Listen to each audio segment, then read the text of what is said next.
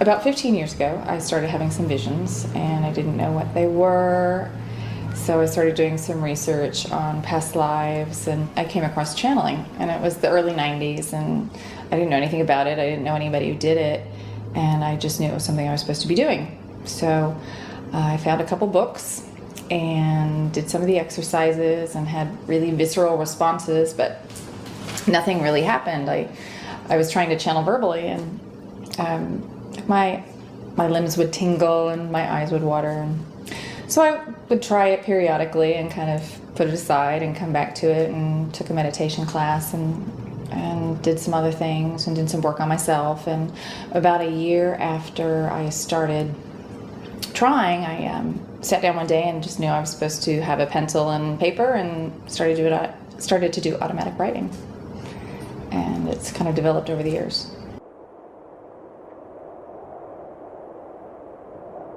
What really started me on the path of channeling was reading the book Opening to Channel by Sunea Roman and Dwayne Packer. Mm-hmm. I've read the book several times and followed their procedures, and the end result of that was the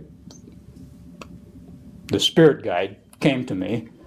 She appeared to me as an American Indian woman, and her name was Tamara.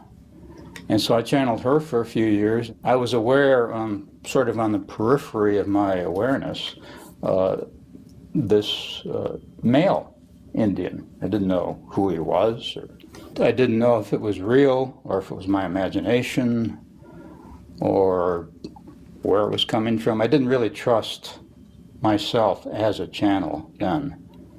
And so it was kind of a scary process for me in the beginning, and I didn't have a lot of confidence in myself. Mm-hmm. But I knew there was something there that was beyond me. Mm-hmm.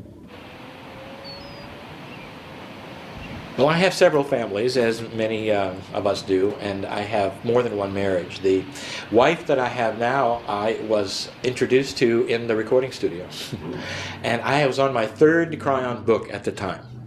And so we dated for a long time before I ever opened my mouth of what I was doing. And I remember the day when we were going to go have spaghetti, and we never made it to the spaghetti place because I brought my books. I said, it's now or never, she's got to know, because I felt my heart, what was going on, and I said, it's either make it or break it right now. So I brought my books to her house, and we never got out of there, because she actually said, she took it all in, and she said, I'm going to have to think about it.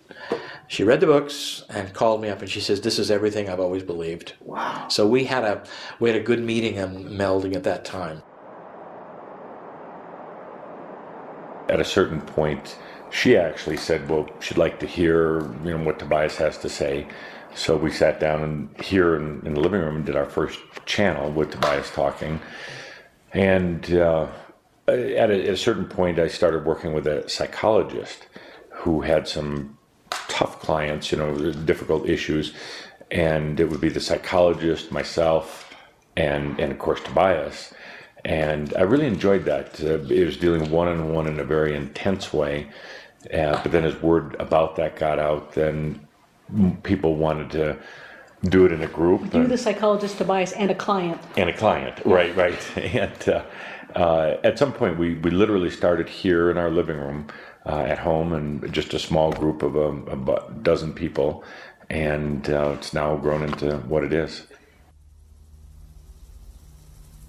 I worked with psychologist Dr. Margot Chandley, and she would work with me to help me practice going into trance and let the entities talk, and it felt very natural to me all the way along, because I was always having the reassurance from my telepathic connection with my unseen friends that everything was going along as scheduled. And then I would get updates and recommendations and from them and things I could do to prepare, and it all felt really, really comfortable and very, very aligned. Mm-hmm. Very, very nice. Plus I had this wonderful psychologist that I could talk with about it and debrief about it, so I never felt odd or unusual. I know that some people have had it be very strange and unsettling, and it was never that way for me at all.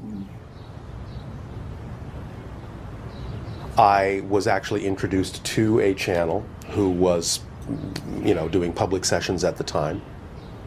And I went and I listened to the entity coming through that channel for several months and thought that the information had value. It was interesting, seemed to be helpful to people who were asking questions of the entity. But at one point during listening to that entity, they actually offered to teach a class on channeling. And I went into the class not because I wanted to become a channel. That was the farthest thing from my mind. I just wanted to further my research. I wanted to see how something like channeling could be taught, because I didn't understand that that could be done.